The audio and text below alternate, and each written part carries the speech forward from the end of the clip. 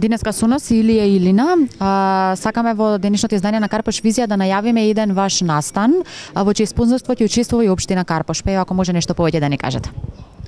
Здраво, јас сум Илија Ристовски, граѓанин на општина Карпош, воедно алпинист и експедицист. И тука сум за да ја најавам нашата следна експедиција со Илина. Нашата следна експедиција е Денали, планината Мекинли, која се наоѓа во Алјаска. Представува еден од поголемите предизвици кои се во нашиве спортови. Како што споменав, општина Карпош ќе се јави како спонзор, не целосен спонзор, туку нели ќе биде дел од спонзорите кои што ќе бидат таму со вас. Може ли да ни кажете што добивате вие од општина Карпош и колку ви е лесно или тешко да најдете и други спонзори? Да, многу сме благодарни што општина Карпош реши да не поддржи. За сега тоа е единствениот спонзор што го имаме во моментов и наменети се средствата за набавка на опрема, конкретно за нашата главна дестинација, главната експедиција, експедицијата искачување на Монт Еверест, највисокиот врв на планетава Земја.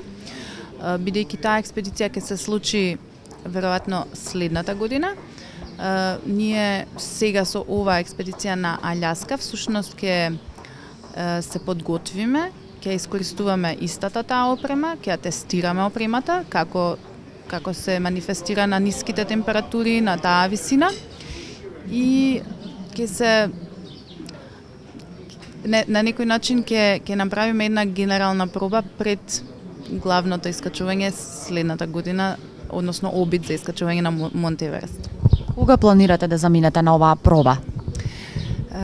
Заминуваме крај на мај и експедицијата би требало да трае 20 на дена.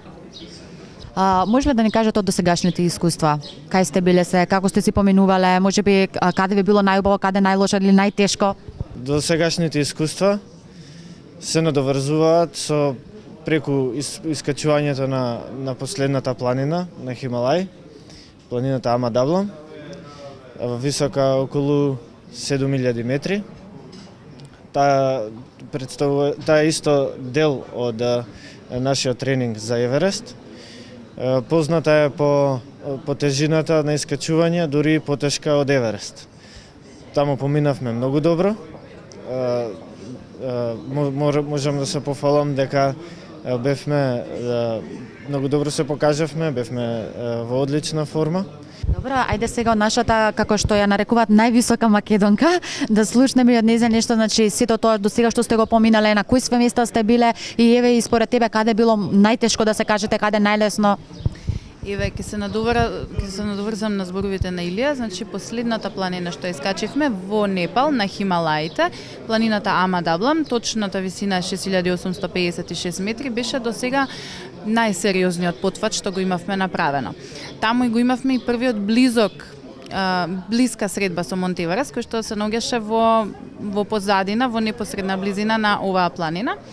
Инаку имаме искачано повеќе други врвови во Јужна Америка, во Азија, во Африка, што туку се вратив од експедиција на Килиманџаро, која што исто така представува дел од еден подолготраен проект кој што се нарекува искачување на 7 врвови, 7 највисоки врвови на сите 7 континенти. Еверест е исто така дел од овој проект, како што е и Алјаска, како највисок врв на Северна Америка.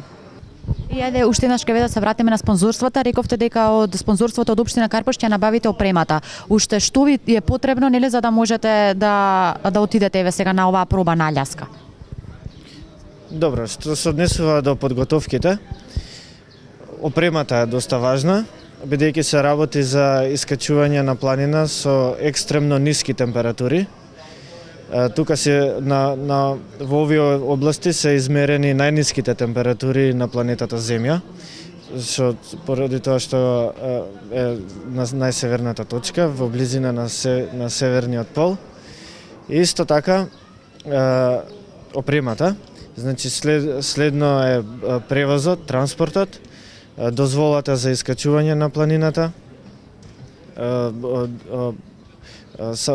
храна и останати потрепштини за време на искачување на планината. Јас досегашно ова што ми го кажавте, нели, од сите овие успеси кои досега имате направено, јас не се сомневам дека и овој пат успеете успешно да го развиорите македонското знаме, но за крај ме интересира кои се вашите очекувања. Искрено да ви кажам, ова е многу голем предизвик. Она што го качивме во Непал минатиот декември, од октомври до декември, беше најсериозниот залак досега. Но ова овдека мене искрено ми прави така мала вознемиреност и неизвестност. Ние ќе се обидеме да дадеме се од себе, ние секако ќе дадеме се од себе, ќе се обидеме да настапиме максимално, да бидеме максимално подготвени и како физички, така ментално. Најмногу мене ме плашат лично ниските температури. Значи таму, како што кажа Илија претходно, најниските температури на планетава Земја се измерени во таа област. Тој не ја спомна во цифра, но она што јас го дознав од неговото претходно истражување беше минус 76. Да речеме дека температура од минус 40 е нормална. Таму нема шерпаси како што има на Хималај, нема логистика како што има на Хималај, целата опрема се носи, секој си ја носи сам својата. Значи, храна, опрема се носи со санки за време траење од месец дена. Целата експедиција и планината, пристапот кон планината е доста долг, што ја прави експедицијата многу сериозна. Јас сум вечен оптимист, но почита кон планината кај нас двајцата е огромна. Планината секогаш го има завршниот збор, јас секогаш го повторувам тоа.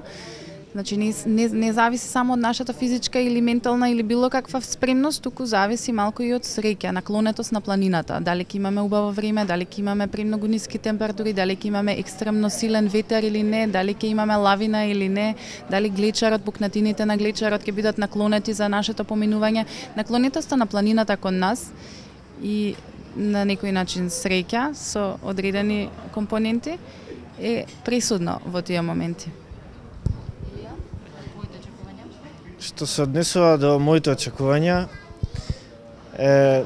само дека едва чекам да сум таму. Ништо повеќе.